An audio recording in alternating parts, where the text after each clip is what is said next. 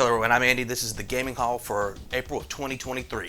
Okay, coming up first, I'm going to start with some of the older stuff here. There's not a lot, but we got Dragon Warrior Monsters 2. This is the girl's quest. What's her name? Terra's Adventure for the Game Boy Color. In the original Game Boy, I guess the black cartridges did both. But yeah, I got this for Kathy for Christmas. She doesn't mess around with it too much, but yeah, I think it's going to be a super cool game. I want to get the Boys Adventure 2 eventually. Okay, then we got the Pinball Hall of Fame on the PS2. This is the Williams collection. We just picked this up actually yesterday at a Trade It. And I was messing around with it last night, make sure it worked, playing some Black Knight. It's just a collection of old Williams arcade or pinball machines for the PS2. They also had a Gottlieb collection there too. But Kathy didn't seem too interested in that because the machines were older, and there's only one I recognized on the list, and that was Black Hole. But all the Williams ones are absolute classics. It was only like $5, so that's cool. Okay, next is something I just got ordered randomly off eBay.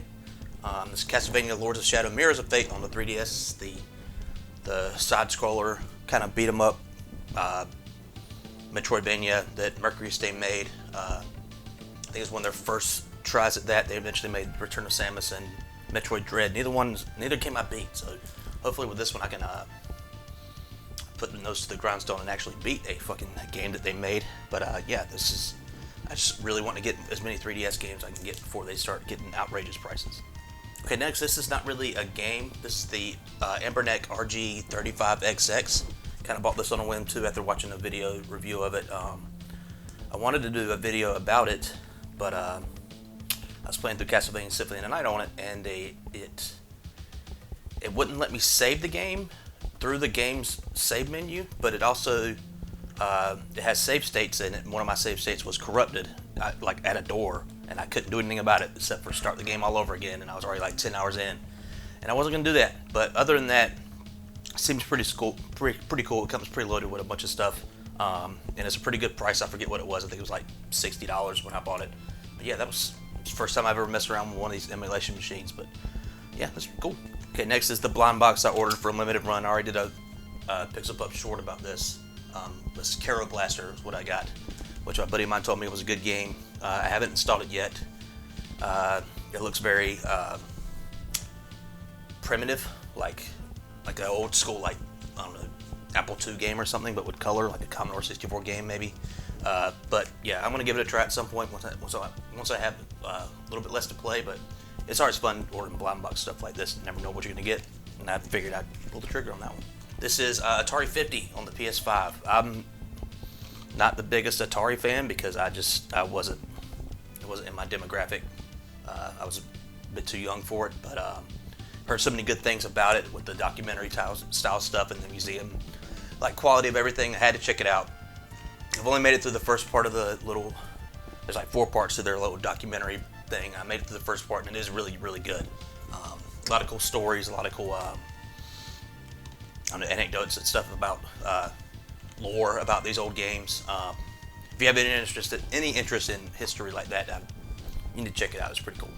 And on that same token, from the same developer as Atari 50 is the Cowabunga Collection, which is a collection of the early 90s Teenage Mutant Ninja Turtles games. I wasn't really gonna give this a shot either because most of the games I have available already on cartridge I could play, except for the Game Boy games. And I just heard so many good things about it, like with all the meticulous stuff that they got, artwork, like level designs, all these different things that they scanned in and put in this game. It is really cool. It's definitely worth it if you're a Teenage Mutant Ninja Turtle fan of that era. I would definitely say check it out. Okay, moving on to Crisis Core Final Fantasy VII Reunion, which is something I played earlier this year, or maybe late last year.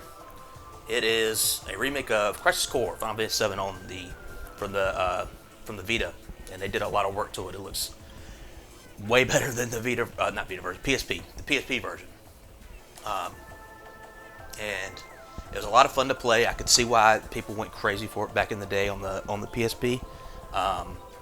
But man, if someone could tell me what that story was about, I'd be happy to hear it because I had no fucking clue what happens in this game, and I beat it, and I'm just like, I'm that this dude's a dog now, and this dude's dead, but he's not, but he is, and then everyone just leaves, and yeah, it's weird, but it is a fun game to play. All right, some more fun games to play. I got Ys 8, Lacrimosa of Dana. This is probably the second time I've talked about Ys 8 on a gaming call, because I got the PS4 version, the European version, because it's the only one I can afford, because the PS4 and Switch versions that came out a few years ago are mad expensive now. So when the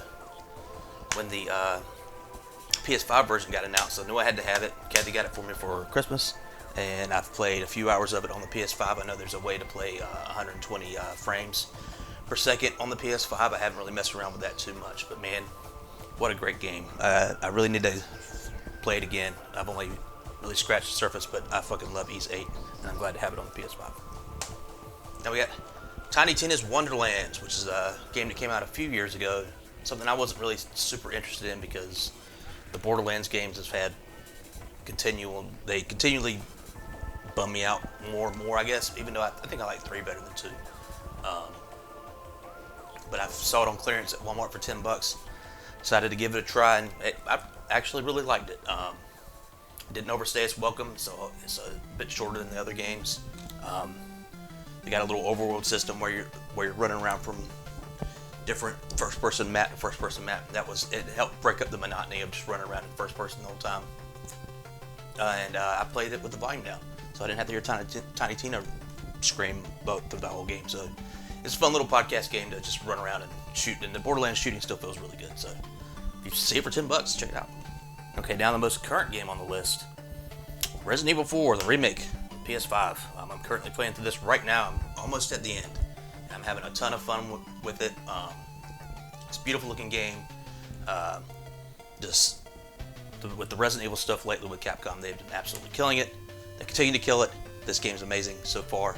I hope it doesn't crash land in the last couple of chapters, but man, it's really cool. Okay, now we're doing Switch stuff here. And another game I got on clearance at Walmart was Rune Factory 5, which is a long-running series, basically Harvest Moon or like a Stardew Valley, but you actually like get out and fight and quest and do some other stuff in addition to romancing people and growing crops. But Kathy's actually played way more than this. I think she's like 30 hours in. I'm only like 4 or 5. Yeah, it's really good. The only problem for me right now is that it runs like garbage on the Switch. I've added it to my Steam wish list, so when it goes on sale, maybe I'll pick it up. Maybe it'll run a bit better on my old-ass PC, but we'll see.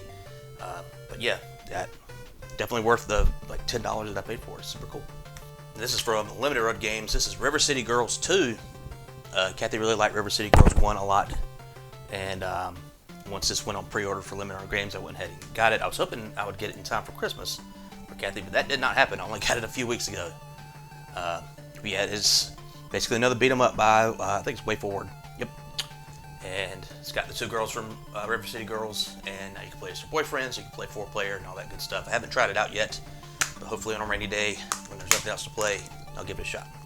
Last game period, is Metroid Prime Remastered, which I was very excited about when they announced it on the Nintendo Direct, and it came out that day digitally, but I waited, I think it was like a few days or like a week to get the physical version. I got it, and I beat it in like 4 sittings. It was super great. I on the GameCube version, but I never beat it. It was one of those games that around that time I was being a little hooligan and not really playing a lot of games. I was running out and partying and doing a bunch of wild shit, but I don't do that much of that anymore. And man, there's a reason why this game's a masterpiece. People love it. It's really, really good.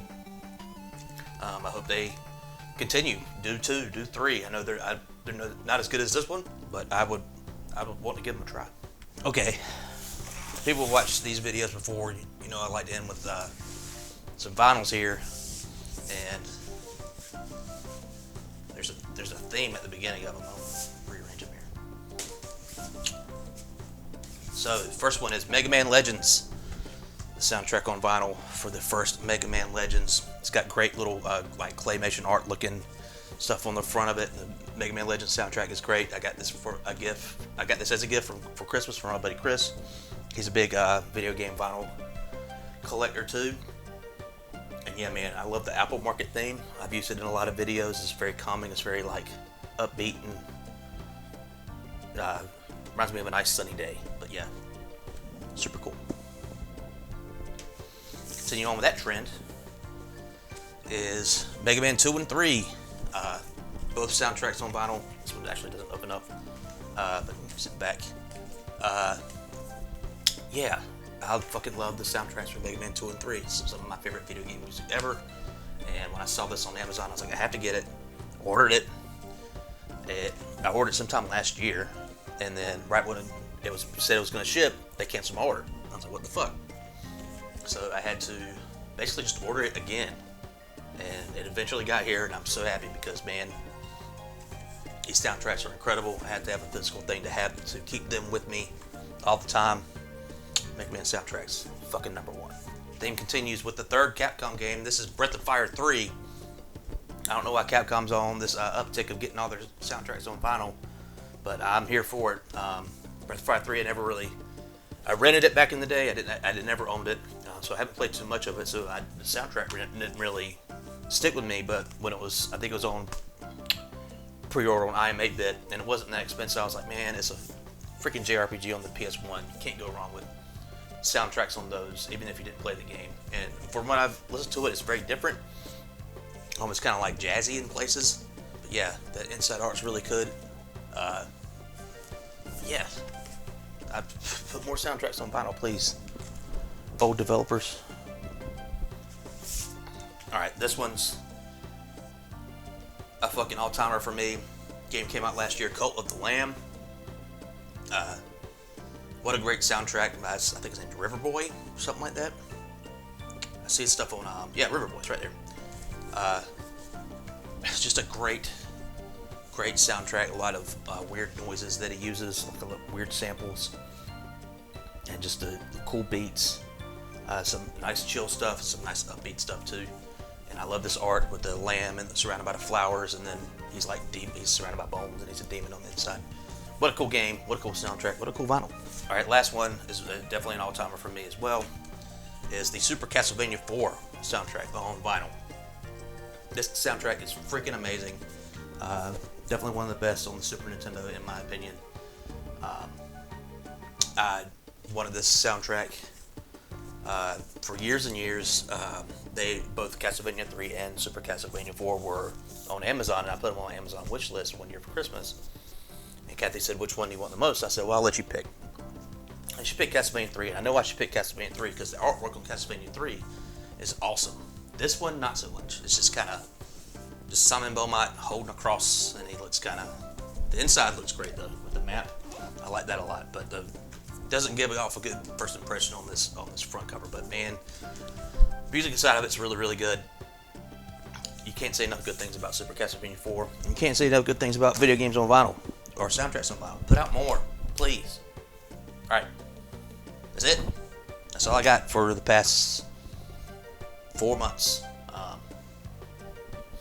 Hopefully we'll get some more stuff here soon. We can show it off and have a good time. So, peace out. Thank you.